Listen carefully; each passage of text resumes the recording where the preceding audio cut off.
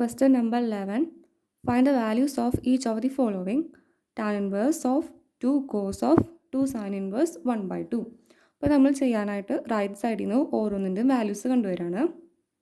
നമുക്ക് ഫസ്റ്റ് തന്നെ ഇപ്പോൾ സൈൻ ഇൻവേഴ്സ് 1/2ൻ്റെ വാല്യൂ ആണ് കണ്ടുപിടിക്കേണ്ടത്. അപ്പോൾ സൈൻ ഇൻവേഴ്സ് 1/2 എന്ന് പറയുന്നത് ഈക്വൽ ടു y എടുക്കുകയാണെങ്കിൽ സൈൻ y എന്ന് പറയുന്നത് 1/2 ആണെന്ന് പറഞ്ഞു കിട്ടും. അപ്പോൾ 1/2 1/2 വാല്യൂ വരുന്നത് സൈനിൻ്റെ ഏത് ആംഗിളാണ് നോക്കുക. അപ്പോൾ നമുക്ക് സൈൻ π/6 ആണ് 1/2 എന്ന് പറഞ്ഞ് കിട്ടും. അപ്പോൾ ഇതിലിട്ട് കൊടുക്കുമ്പോൾ tan inverse 2 cos of 2 sine inverse 1/2 എന്ന് പറയുന്നത് equal to tan inverse of 2 cos 2 into sine inverse 1/2 എന്ന് പറയുന്നത് അപ്പോൾ π/6 ആണെന്ന് പറഞ്ഞു കിട്ടും. π/6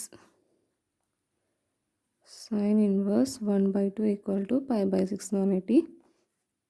അപ്പോൾ ഇത് C equal to tan inverse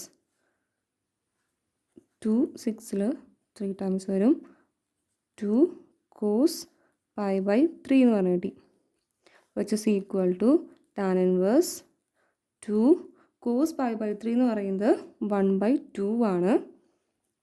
അപ്പോൾ ആ കോസ് π/3യുടെ വാല്യൂ കൊടുത്തു 2 2 ക്യാൻസൽ ചെയ്ത് പോവും. അപ്പോൾ നമുക്ക് which is equal to tan inverse 1 എന്ന് പറഞ്ഞു കിട്ടും. ടാൻ ഇൻവേഴ്സ് 1 എന്ന് പറയുന്നത് π/4 ആണ്. അപ്പോൾ π/4 എന്ന് പറഞ്ഞു കിട്ടി. അപ്പോൾ ഇതാണ് tan inverse of 2 cos of 2 sine inverse 1/2ൻ്റെ വാല്യൂ എന്ന് പറയുന്നത്. Thank U.